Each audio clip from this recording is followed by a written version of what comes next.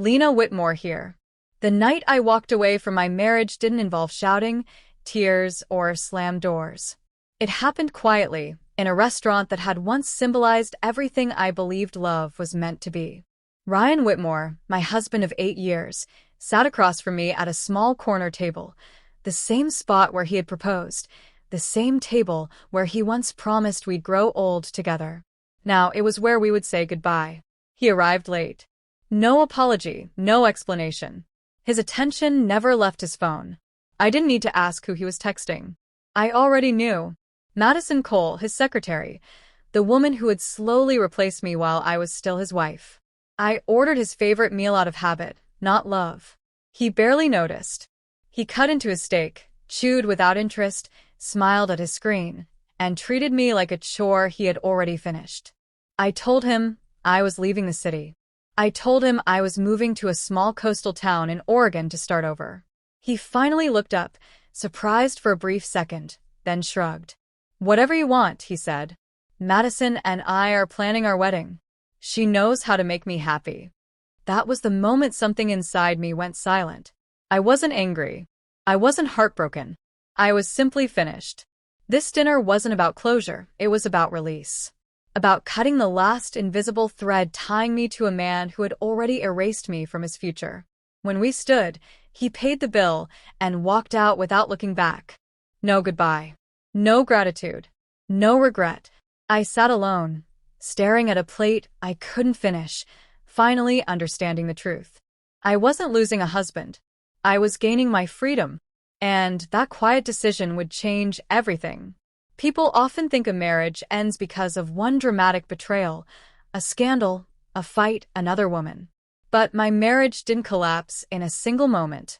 It eroded quietly, day by day, until there was nothing left to save. When Ryan and I first married, we were a team. Young, ambitious, building everything together. I believed in him when no one else did.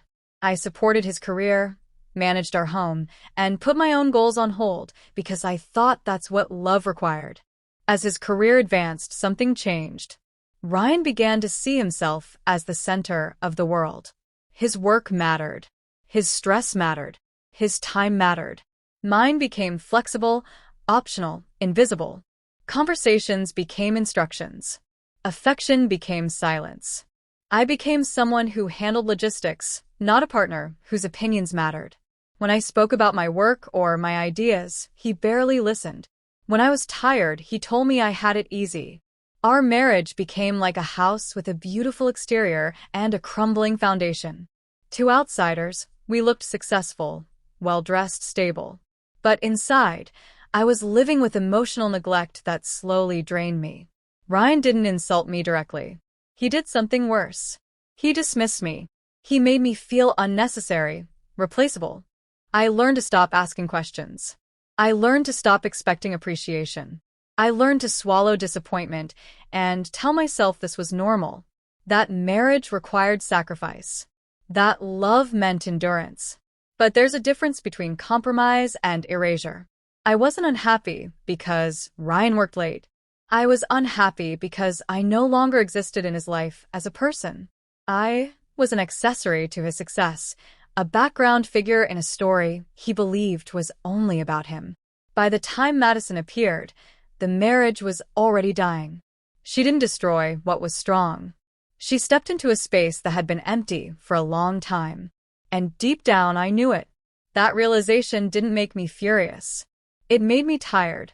When I discovered the truth about Madison, there was no dramatic confrontation, no shouting, no tears on the kitchen floor. What I felt in that moment wasn't rage. It was clarity. I found the messages by accident. Ryan had left his laptop open on the dining table. A notification popped up. Her name, a heart emoji, words that once belonged to me. I read enough to understand everything. They weren't talking like two people who had just crossed a line. They were speaking like two people already living in a future where I no longer existed. Plans, inside jokes, complaints about me, subtle but cruel. I closed the laptop carefully, as if a sound might shatter the fragile calm keeping me together. That night, Ryan came home late. He smelled of unfamiliar perfume and false confidence. He talked about work. He didn't look at me. I didn't accuse him. I didn't ask questions I already knew the answers to. I just listened.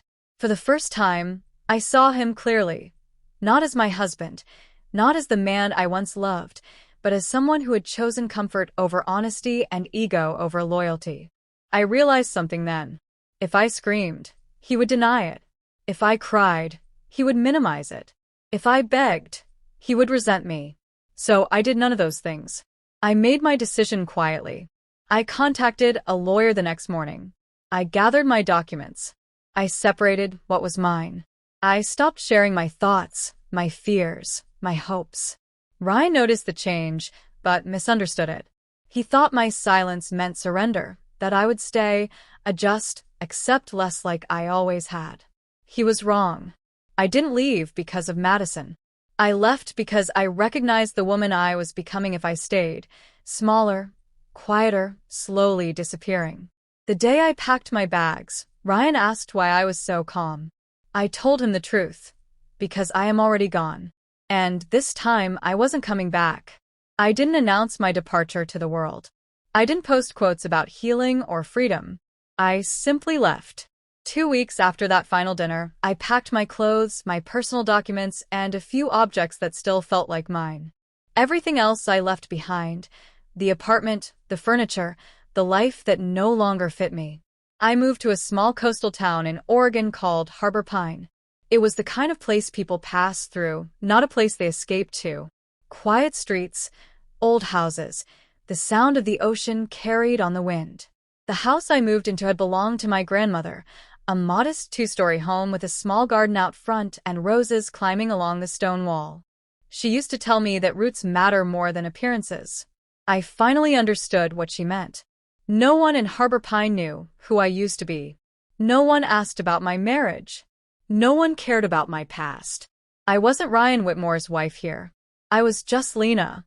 The first few weeks were strange. The silence felt loud at night. There were moments when I reached for my phone out of habit, only to remember there was no one I needed to update, no one whose approval I was waiting for. I slept better. I breathed deeper. I walked along the shoreline in the mornings and let the cold air clear my thoughts. For the first time in years, my mind wasn't racing to keep up with someone else's expectations. I didn't feel lonely. I felt space. Space to think, space to remember who I was before I learned to shrink myself, space to imagine a future that didn't require permission. People assume starting over is terrifying, that it is a sign of failure. But standing in that quiet house with my suitcases still unopened, I felt something I hadn't felt in a long time: relief. Leaving was not running away. It was choosing myself. And even though I didn't know it yet, this quiet town was where my real life was about to begin. Healing didn't arrive all at once. It didn't come with fireworks or dramatic revelations. It came quietly, through routine, through work, through small moments that slowly stitched me back together. After I settled into the house, I began looking for a job. I had a master's degree in interior design and years of experience I had never fully used. In my marriage, my career had always been secondary, convenient, adjustable. Here it finally mattered. I applied to a small design studio in town, Stone and Shore Design, owned by a man named Daniel Brooks. During the interview, he didn't ask about my marital status. He didn't ask why I left the city. He asked about my ideas, my taste, my process. That alone felt revolutionary. I got the job within a week. Work became my anchor. I woke early, walked to the studio, and lost myself in sketches, textures, and plans. No one interrupted me. No one dismissed my opinions when I spoke. People listened. Daniel trusted me. He gave me responsibility instead of supervision, feedback instead of control, respect instead of expectation. Outside of work, my life remained simple. I cooked for myself. I worked in the garden.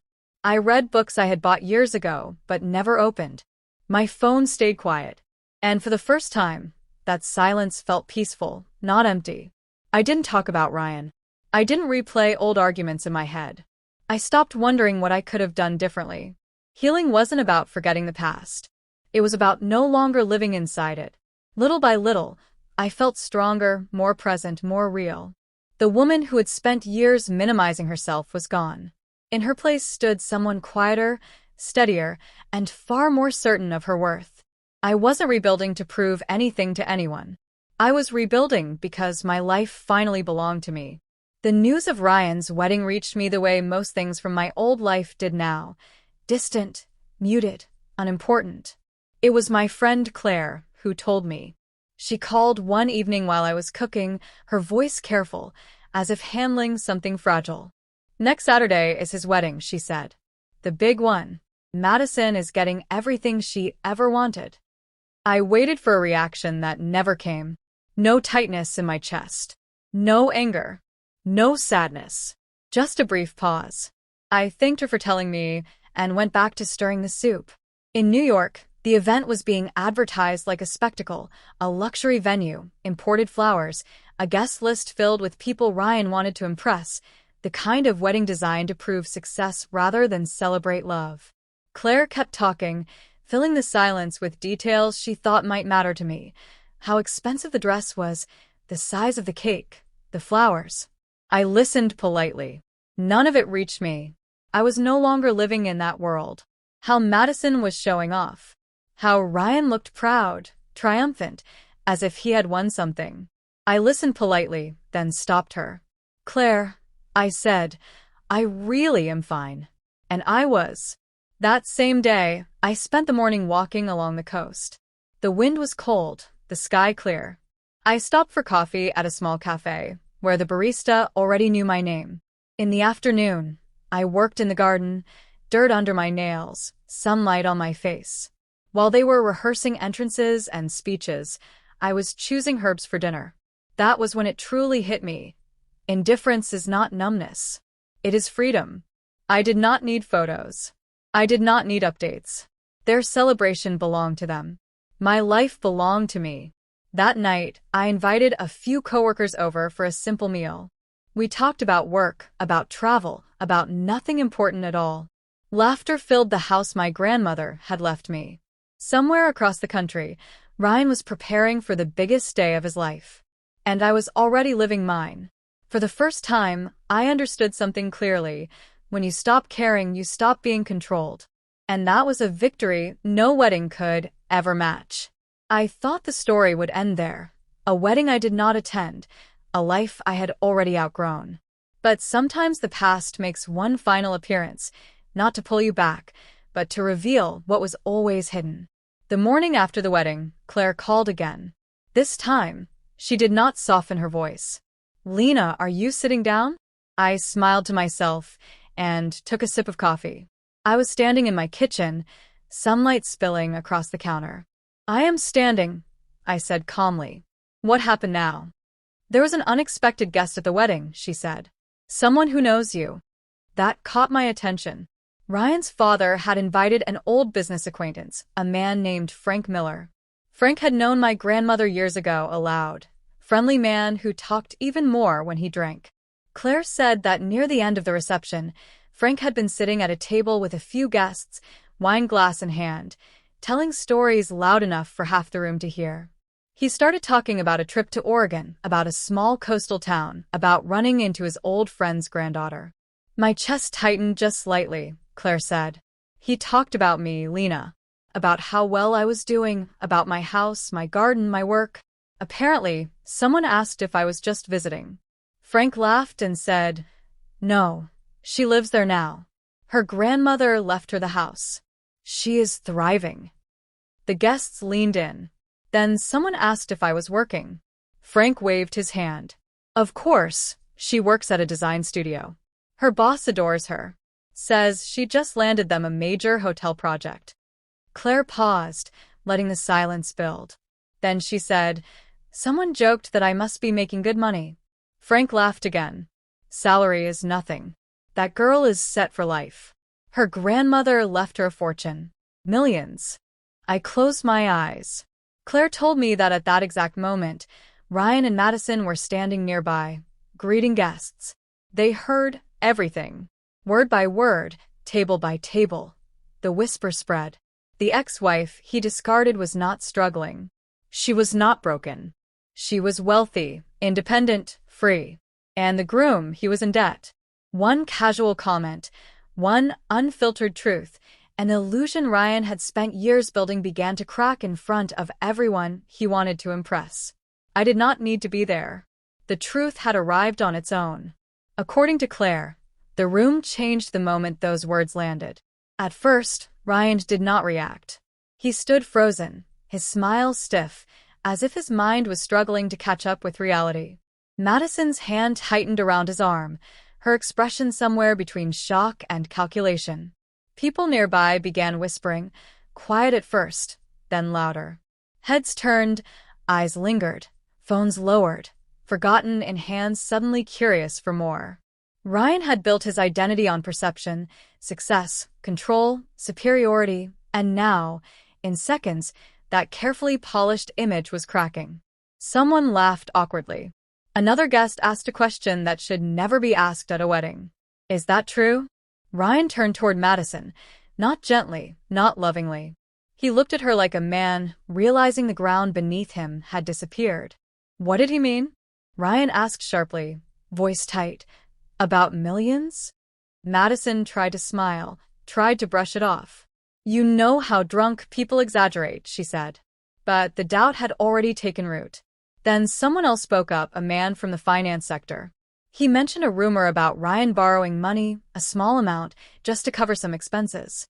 That was when Ryan lost control. His voice rose. Glasses rattled on the tables. He demanded answers. Madison tried to pull him away, whispering that people were watching, but it was too late. Ryan grabbed a champagne glass and crushed it in his hand. Blood spilled onto the white tablecloth. Someone screamed. The music stopped. He shouted. Accusations, regret, fury. All of it erupted at once. You lied to me, he yelled. You made me look like a fool. Guests backed away. Parents rushed forward. Staff froze. The wedding had become a spectacle no one could ignore. Ryan flipped a table. Food crashed to the floor. The cake, standing briefly untouched, soon joined the chaos. Madison cried. Her perfect dress was stained. Her crown slipped from her hair. This was the cost of living for appearances. When the image breaks, there is nothing left to hold you together. The man who once believed he had won everything stood in the center of the room, exposed, humiliated, completely alone. I was miles away, watering plants in my garden. And yet, the truth had finally reached him, not through revenge, but through reality. What happened at the wedding did not stay in that ballroom. According to Claire, videos began circulating before the guests even reached their cars. A groom screaming, tables overturned, blood on a white tablecloth, a bride crying while people recorded instead of helping. By morning, the footage was everywhere. Ryan's business partners saw it. Clients saw it. Investors who once praised his discipline and leadership saw a man unable to control his emotions in public, let alone a boardroom. Meetings were canceled. Calls went unanswered. Contracts quietly withdrawn. No one needed an explanation. Reputation speaks for itself. Within weeks, the company Ryan had built began to collapse. Senior employees resigned, taking clients with them. No one wanted to stay loyal to a leader who had become a liability overnight. Madison disappeared from public view just as quickly. The pregnancy she had once spoken of so proudly was suddenly never mentioned again. Whispers followed her instead of admiration. Doors closed where they once opened. Ryan tried to salvage what he could. Dinners with potential clients, promises he could not keep, apologies that came too late. But trust once broken does not return on demand. Claire told me he started drinking heavily, looked older, thinner, like someone constantly bracing for bad news. I listened without satisfaction. I did not feel victorious. I did not feel pleased. I felt detached. This was not punishment delivered by my hand. It was the natural outcome of choices made in arrogance and secrecy.